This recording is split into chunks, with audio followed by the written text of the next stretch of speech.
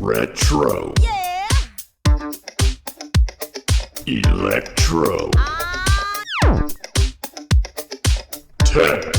Oh yeah. Hey, turn the lights back on.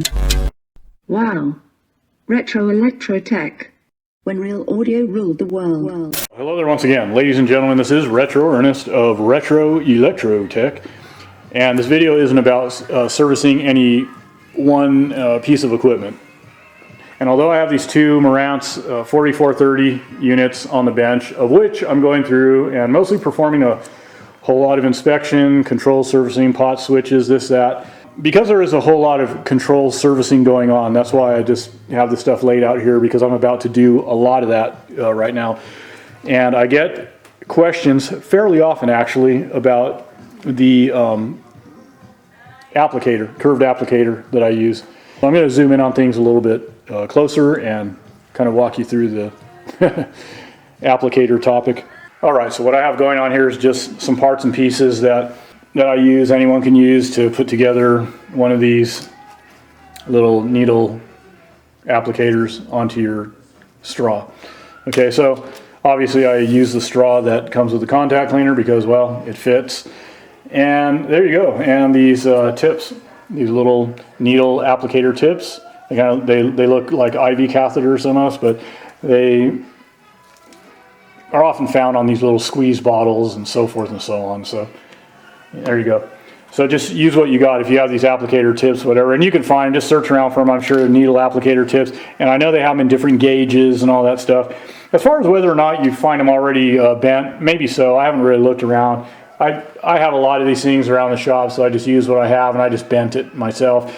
And on that topic of, bending, just bending it, sometimes I'll just use like a little pair of needle nose pliers or whatever, and just to, gently, grip where I'm going to bend there and just give it a little bit of a bend, and then work my way forward maybe a little bit and kind of bend it, another little bend, move forward again, bend. Just do a kind of a gradual bend, kind of a little radius instead of just a sharp bend and kink it. You need to kind of just move along and just gradually bend it into a little bit more of a gradual radius is what I'm saying. So just be aware of that. Also, too, you probably can get, depending on what you have set up, you might be able to put, a rod or something in a vise real tight and just bend the tip of the needle over something that's already kind of rounded. That can work too if you maybe tap it a little bit. You just have to develop whatever method is going to work for you to get the bend without kinking it. Okay, so no rocket science, as I say there. Just give it a shot. You'll know if you're doing something wrong. But if you just do a gradual bend, you should be just fine. I've bent a lot of these things. I've never kinked them. I've never, whatever. So, and you can see I have one of these made up that just has a straight tip. The name of the game, guys, is gaining access. So, again, nothing groundbreaking. Just I get questions about that, and that's pretty much what I do. So. Heat shrink tubing, you see I have that all laid out here, and different widths, because obviously you need different widths of heat shrink tubing if you're going to use heat shrink tubing for this, and that's what I use.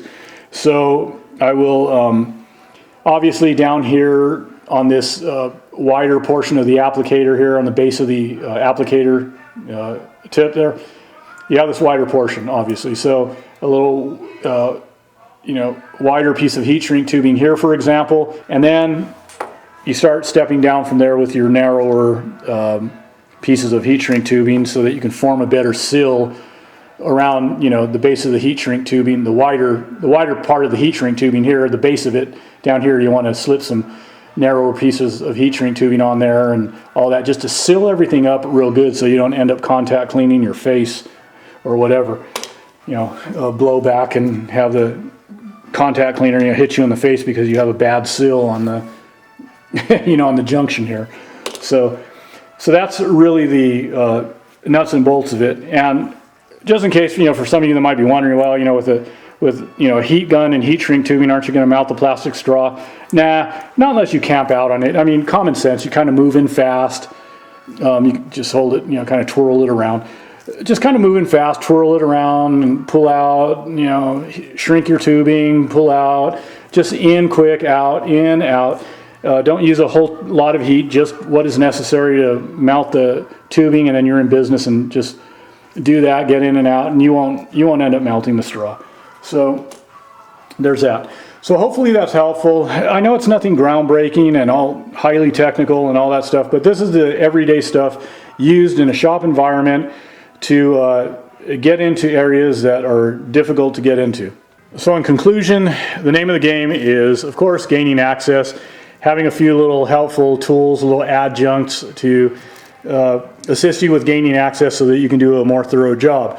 Because of course, when you're pulling boards, this and that, especially when you're dealing with these controls that are board mounted, whether you're dealing with pots, switches, whatever, that are board mounted with access facing the board, or access facing other directions that pose challenges to, again, gaining access. Having a few little applicator tips, adjuncts, little curve tips, this and that can help you out a great deal. And that's it. So thank you for following along, guys. And as I always say, peace, love, music, and the vintage audio that brings it to your ears. Till next time, y'all take care. This has been a Spinning Head production.